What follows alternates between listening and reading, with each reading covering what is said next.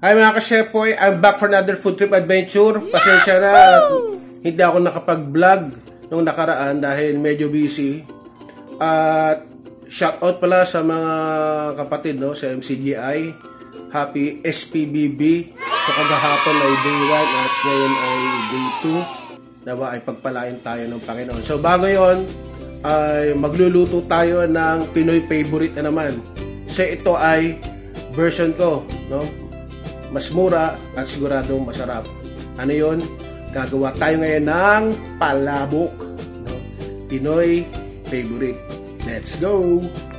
So mga ka-Chefboy, ito so naghiwa na ako behind the scene kanina kasi para mabilis ang oras. So tokwa, imbis sa giniling, tokwa ang binili ko, niluto ko, hiniwa ko maliliit at pinalutong ko. Tapos bawang sibuyas, dahon ng sibuyas pang mamaya garnish. Paminta din at suwete, Dinilyut ko lang sa mainit na tubig. Tapos ito sariwang hipon.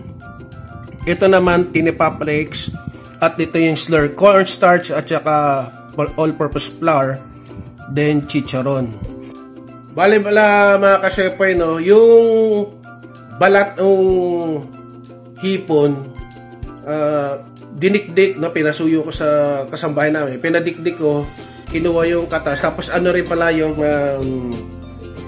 pinapakulong ko, yun lang gagamitin kong stock para doon sa sauce na gagawin ko. Tapos yung noodles pala ay pinalambot na rin. Bale, ang gagawin ko na lang, focus na lang tayo sa sauce para mamaya ay plating at chibog na. Alright, let's go! Sa mga ka-Chefboy, nag-init na ako ng mantika dito sa kawa. So lang to, unahin natin yung hipon. So ito yung pinagprituhan ng tokwa, kaya may lasa na rin to, So salang muna natin tong hipon, Okay na rin yan,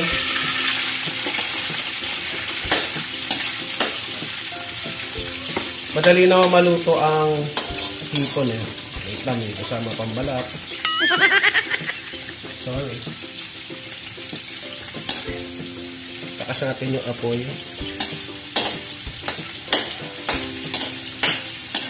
So ito, tutulong na rin yung itong hipon magpalasa doon sa gagawin natin sauce.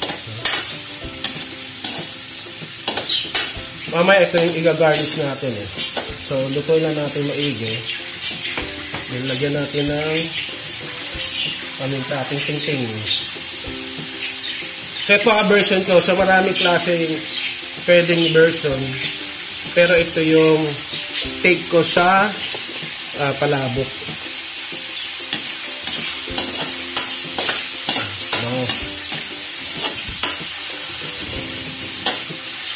Iba pwede naman to kung ayaw nyo i-fritong ganito para mabuo. Pwede nyo ibinablanch lang para ma-preserve yung shape. Ako, okay na rin to. Kasi ang lang naman pang-toppings din naman to. Paggalin natin at yung mga paaka. Sorry. So, lagyan lang natin ng konting patis. Lawrence patis. Baka naman. So, konti lang kasi, ayaw nating umalat yung sauce mamaya. Konti lang yun. Siguro half a teaspoon lang yun.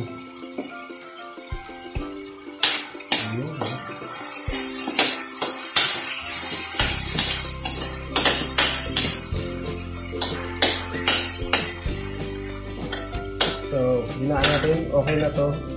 Pang toppings. Madali naman maluto ang hipon. Okay, wait lang. Takasan natin yung apoy. Mga 10 seconds lang.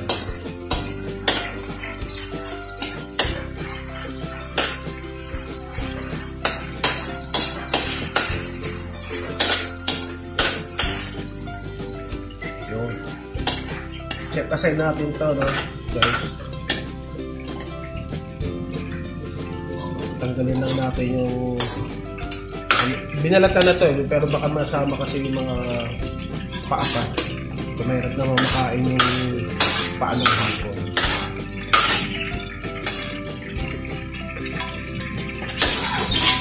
So ito yung tatapping sa atin mamaya. Sabisa na tayo ng sibuyas.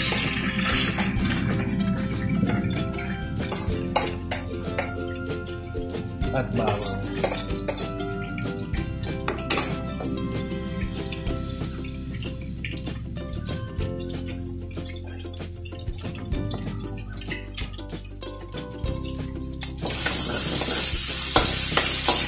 Pa-brownin lang natin ito.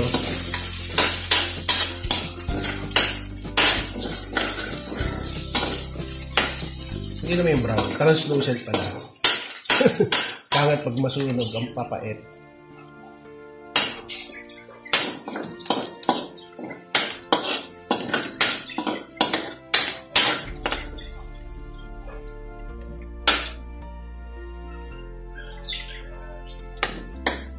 So, lagyan lang natin uli ng patis. Ayaw kasi na tita ko yung mga preservative na flavor enhancer. So, patis na lang tayo. Ayan. Tatansyahin lang kasi baka umalat. At lagyan kasi ng tinapa. So, meron tayong biniling tinapa place. Pero gusto niyo yung legit, medyo busisi lang, bibili kayo ng tinapa, tapos babalatan nyo. So ito yung pinagsabawan nung hipon. So yung piniga, yung katas nyo.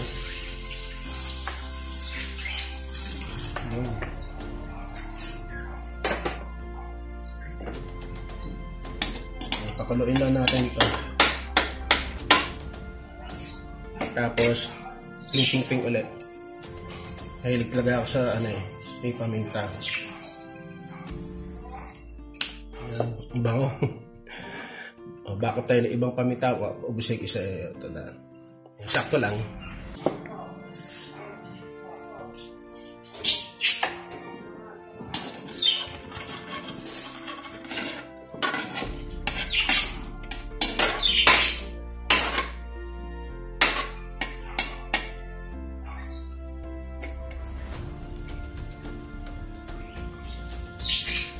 Tapos meron akong ito, dinilyot na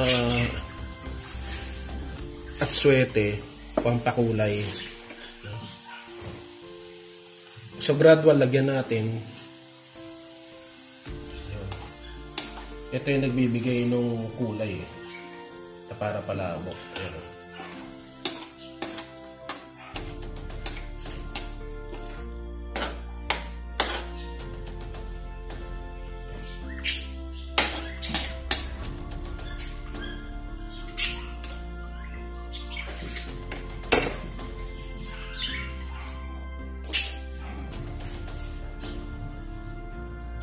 So dun sa sama pa natin yung iba. Sayang naman to. So tayo ng tubig,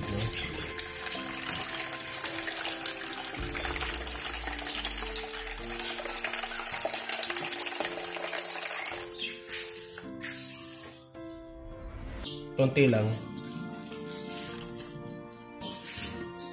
Tapos meron akong ginawang slur, yung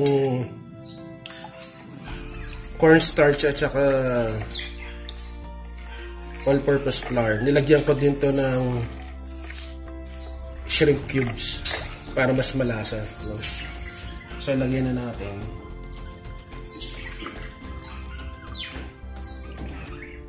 Yan.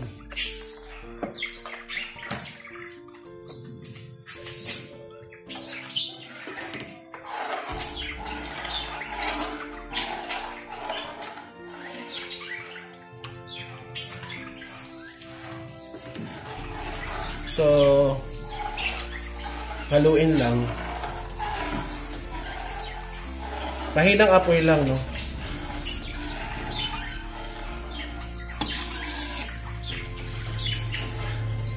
Kasi para hindi mamuo.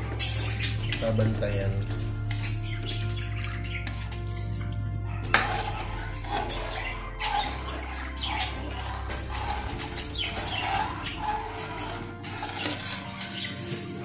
pwede naman dagdagan din ng tubig pagka medyo sosobra ng lapot. So bantay lang. Tsagain lang na na haluin para hindi mamuo.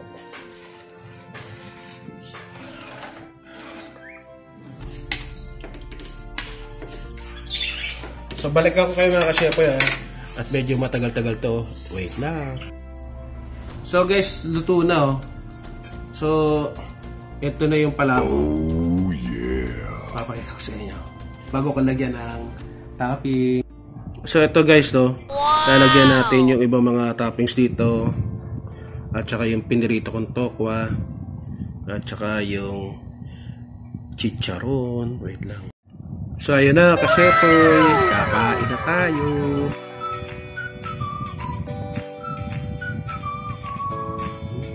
Let's go. So ito na guys overload. Tansya lang yun tinapa kasi maalat yung tinapa at mini chicharon. So titikman ko muna So bago lahat, pasalamat muna tayo. God, thank you for this food that I'm going to eat. May you bless this in Jesus' name. Amen. Tara, let's eat.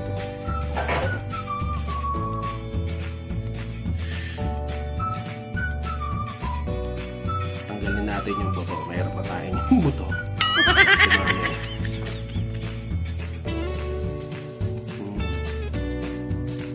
So ito yung version mas madaling kasi imbis na giniling, ang nilagay ko ay yung piniritong tokwa. So tikman muna natin tikman muna natin. First bite. Wow!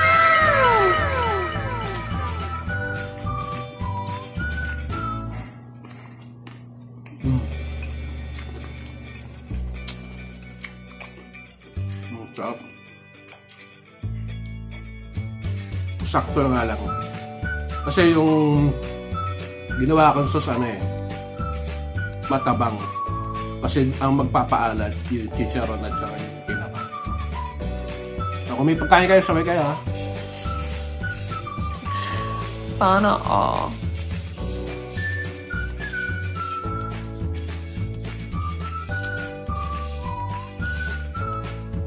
So dapat pala pag nilagyan nyo nung tapos yung cornstarch, konti lang yung harina. At ingatan nyo kasi pag mamumuo, talagang hininaan ko lang talaga yung apoy.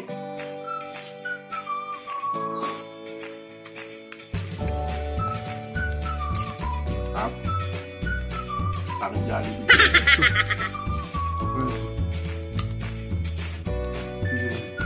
Hindi ko pa hinalo.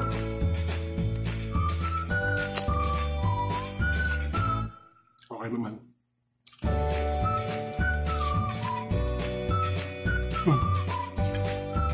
Mag-break na naman sa search. So bago ko ubusin ito mga kasyepoy, sorry. Please, subscribe, like, comment, share. At sa mga nag-subscribe, please help my YouTube channel. Panoorin niyo po. Kasi nagbibigay po ako ng effort para sa inyo, mapasaya kayo, gutumin kayo, takamin. Sana po tulungan niyo po na kailangan ko po ng inyong suporta. Panoorin niyo po yung aking mga video. At sa mga magsa-subscribe, please hit the notification bell. Pakilagay sa all para aabisuhan kayo ng YouTube pag meron akong bagong video. So dyan muna kayo. Paalam. God bless. Bye-bye!